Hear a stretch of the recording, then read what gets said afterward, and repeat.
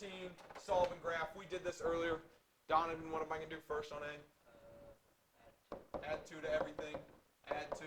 So negative 3 is less than 3x is less than 1. Or is less than 3. Oops.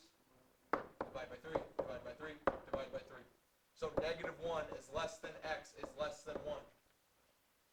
Anytime we do an inequality, we want to write the interval. So to write an interval, we need 2 numbers. Do I have 2 numbers on this problem? Yes. I've got negative 1 and 1. They're both parentheses. Yes, they're both parentheses because neither of them are equal to.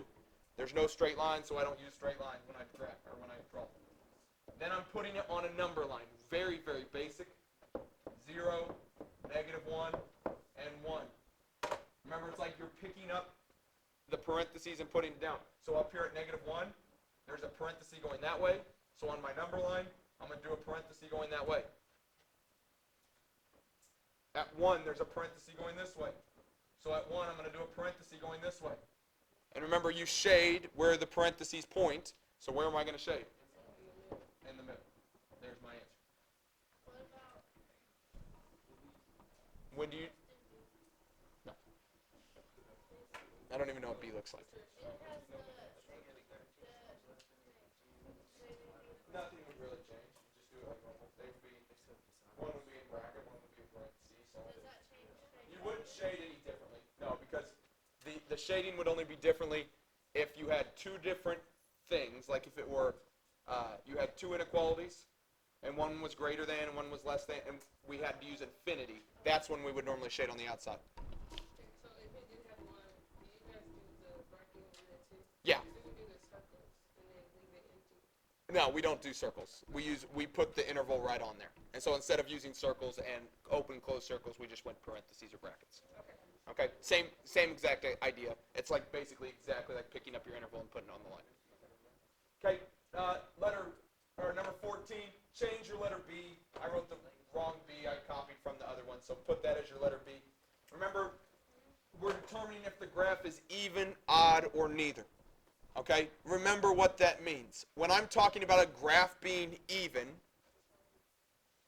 think about when a graph is even. That means you can fold it in the middle. If your graph is even, that's like having a graph that looks like this, where I could take it and I could fold it in half over the y-axis and it would match up. Okay? Or a graph like that. No, not like that. One that's actually even. That's even worse. Okay, but a graph that you could fold right over that middle line. Okay? What does odd mean? What type of symmetry does an odd line have? Origin. It would be origin, so that would be like an x cubed graph.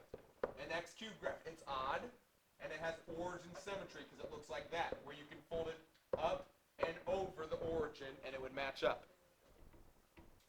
Do we have x-axis symmetry? No, and here's why we don't. Because this is in the function chapter. Okay, this is in the function chapter. So if I had x-axis symmetry, why do we not talk about that in the function chapter? Because it's not a function. Why is it not a function, Donovan? It doesn't pass the vertical line test. Remember talking about that? It doesn't pass. So to figure out what these graphs are, it's really easy. Remember what we do? We look at exponents and we try to determine. We look at each exponent. If they're all even, then the graph is even. If they're all odd, then the graph is odd. If there's a mixture of the both, then it's neither. All right, so let's look at letter A here. So that one right there, what's my exponent? 3, so it's odd.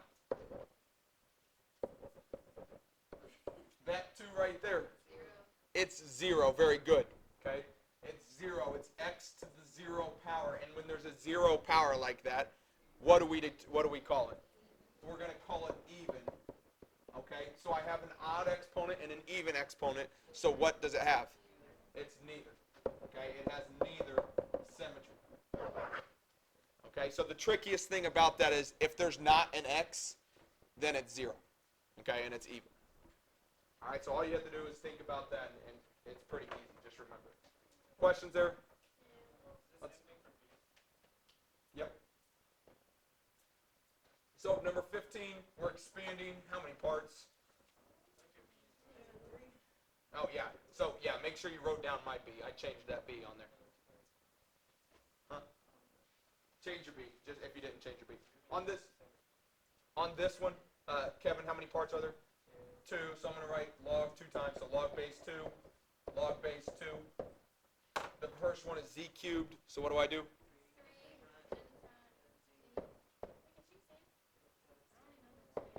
Plus, and there's y. Good. There's my expanded. That's it. We just did it yesterday on a test, so hopefully we remember how to do that.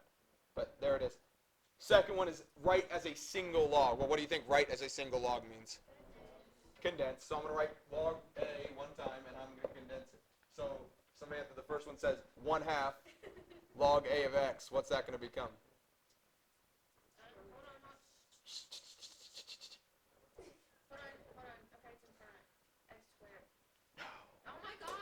If it were a 2, it was x squared. If it's 1/2, square root of x. And then the next one's minus, so what's going to happen? Goes on bottom, and what goes on bottom? Y cubed. We still got to get better at those if we're not good at them yet. Okay, there is writing as a single log. Questions there?